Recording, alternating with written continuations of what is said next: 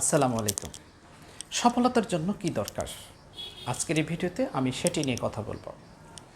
চাকরি বাকরি, ব্যবসা বাণিজ্য, আবার চাকরির ক্ষেত্রে বিসিএস, প্রাইমারি, নিবন্ধন, সকল ক্ষেত্রে সফলতার জন্য আসলে তিনটি জিনিস দরকার।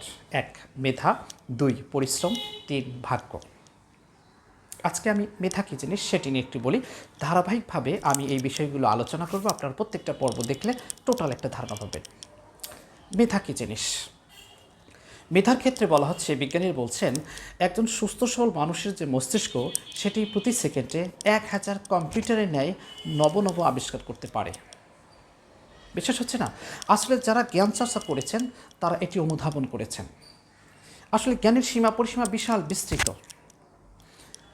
আমরা নিউটনকে চিনি। নিউটন জ্ঞান চর্চা করতে গিয়ে তার যে ফিলিংস, সেখান থেকে তিনি বলছেন, জীবন সায়ান্নে এসে বলছেন, আমি জ্ঞানের বেলাভূমিতে মাত্র পা রেখেছি।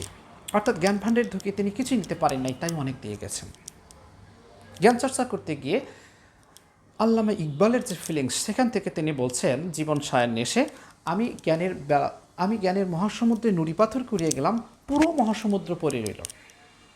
তার মানে আসলে জ্ঞানের সীমা পরিসীমা বিশাল বিস্তৃত। আমরা যেহেতু সুস্থ সবল আছি, আমাদের এই প্রত্যেকের পাওয়ারটুকু আছে, কাজে লাগান।